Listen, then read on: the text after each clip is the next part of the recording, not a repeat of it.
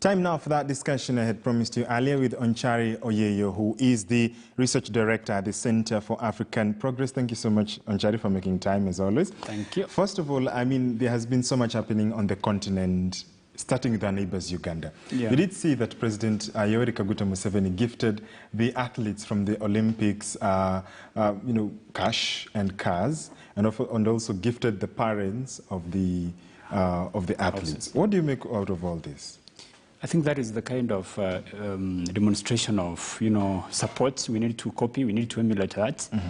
And I think those are the small things that matter. Mm-hmm. Most of the time when you come from, most of these athletes come from families that are doing very poorly when it comes to, economics and all that. So they need that kind of support. A kid goes out there to train mm-hmm. and pushes forward against all odds to succeed. And the dream is when you want to participate and compete and succeed, you're going to get something for your parents, for your family. Mm-hmm. And most of the time, they are not given that kind of recognition. Mm-hmm. So Museveni has actually been able now to establish a standard. When an athlete goes out there and competes and gets gold or silver or whatever for the country, you come back and get some kind of appreciation. You get something for yourself and something for your parents.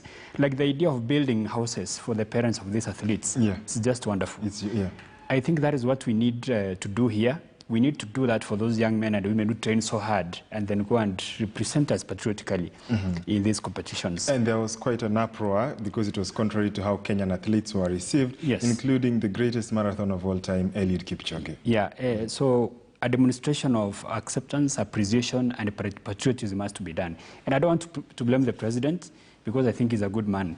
The men and women who head the organization that is in charge of our athletes, I don't think they understand what they should be doing. That's why I support the senator from Nandi County who said mm-hmm. they need to resign. Uh-huh. And I don't want to blame the athletes for the poor performance we got mm-hmm. because we got a small number of medals. I think we went to number 19 instead of 50. Last time we were number 15. Yeah.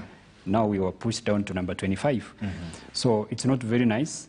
And again, the blame does not go to the athletes. It goes to the guys who manage them. Mm-hmm. So we need to do something different for our young men and women who go out there and work so hard to put our flag on the map. But the ministry appeared to salvage the situation because when Olympic silver medalist Bridget Kosgei arrived from JKA yesterday, or rather 5 hours ago, she was welcomed with a dance and jubilation, which was different from the reception that landed 48 hours ago. And government spokesperson Sarah Soguna said the reason this had not happened, rather the glitz and glamour that comes with celebration had not happened, is because of the COVID-19 pandemic restrictions. So do you think perhaps Kenya was they bowed down to the pressure from Kenyans because online Kenyans were angry?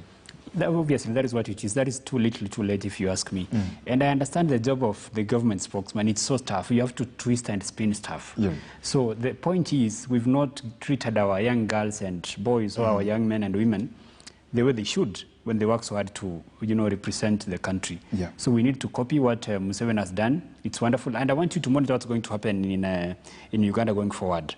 You're going to see a very huge number of, kids training so hard because they know once they succeed, their country is going to treat them in a manner that they deserve.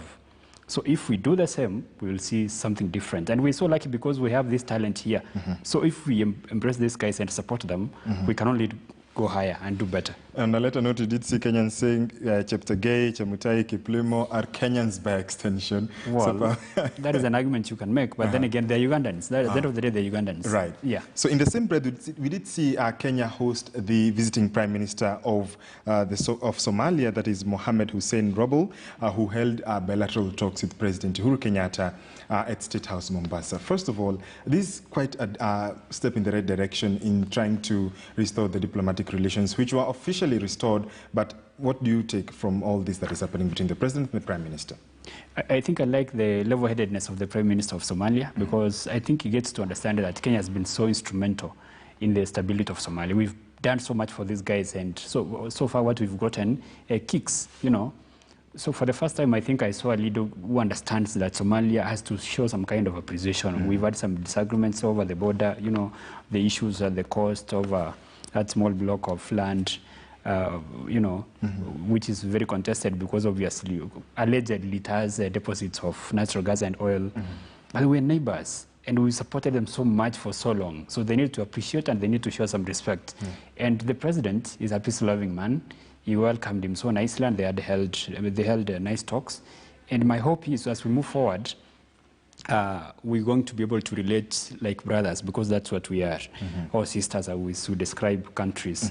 And it's for the benefit of Somalia that they maintain cordial relations with Kenya. We support them in so many ways. You remember sometimes back when they could not hold any kind of meeting in Somalia, they had to come to 6H Hotel, where they had to fight even using our chairs. They broke them, actually. So they need to show some kind of appreciation by relating with us nicely. When we make a mistake, they need to understand, and they need to actually approach us with a lot of respect. That is just how it is. But in the same breath, it is quite salty between Kenya and Turkey. There appears to be some downplaying of the issue of the deportation or voluntary exit of Harun Aidin. What do you make out of all this? Is it, Interior CS Matiang'i today say they did not apologize to the Turkish government, and they will not do that? Well, I think apologizing is okay, because I don't think he's a terrorist. If you ask me a million times, I'll say he's not a terrorist. The manner in which was handled is not okay. I don't think he was given the kind of handling a citizen of another country should be given. Yes. And an apology is, I think, needed. It is required, and it's good manners. And I think Kenya gets to benefit in a way when it comes to military stuff from Turkey. So we should be able to, I think, apologize, because I feel this guy was invited here by people who did not handle him well. And then the government added, insult to injury by describing him as a terrorist, which he was not. Again, if you ask me a thousand times, I'll say he was not a terrorist. It is possible the government knows what I don't know. That is entirely possible, but I don't think he was a terrorist. He may have engaged in some questionable activities unknowingly again. So it's not his fault. Okay? So we need to apologize to the Turkish government. And there is a way, I think most likely if the Turks are not impressed, it means there are some diplomatic, points we did not conduct ourselves well. That is why the apology is needed. Exactly. And we have to see how this will play out. Finally, as you end up this conversation, the polls in Zambia, we are seeing it is a contest between Edgar Lungu and Hakainde Hichilema. Who do you think at this point will take this thing? I think the incumbent is going to win with a very narrow, margin, and it's not the kind of contest you'd expect, but because of the challenges the country has had over the last few years, the opposition is strong. Hakainde is very strong. So as of now, it's a neck-and-neck kind of contest. That is what I'm saying. The margin of victory for the incumbent, that is Lungu, will be very, very slim. It's not something else going to be excited over. But why do we see they are sort of borrowing leaf from Uganda? Because we've seen the internet in that country has been restricted. I mean, what do you make out of, from all this we've seen Uganda, Zambia, is it setting a bad precedent? Is it becoming a norm? Should it even be accepted in the first place? Yeah, for African countries, it's becoming a norm. It shouldn't be accepted. It's not okay, because the flow of information during elections allows people to actually get to know what's going on. Because in some places you find flare-ups of violence. And if there's no information that is being shared, you can be caught up in all that, and you can even get hurt or something like that. So that is where the flow of information needs to be allowed to just continue. But then when it happened in Uganda, it was not criticized as much. It happens for like a day and then it's gone. So what we need to do is to see serious opposition to this behavior, bad manners of blocking social media during elections. If you're doing the right thing, I don't think you have to bring darkness into it. Right, indeed. And of course, this conversation does not end here. We have been speaking to Onchari Oyeyo, who is Research Director at the Center for African Progress right here in studio. Thank you so much, sir, for making time for us right here on Bottomline Africa. Now, we want to leave you with the proverb of the day. My name is George Maringa. Thank you so much for your splendid company. I'll see you next time. Do have a wonderful weekend.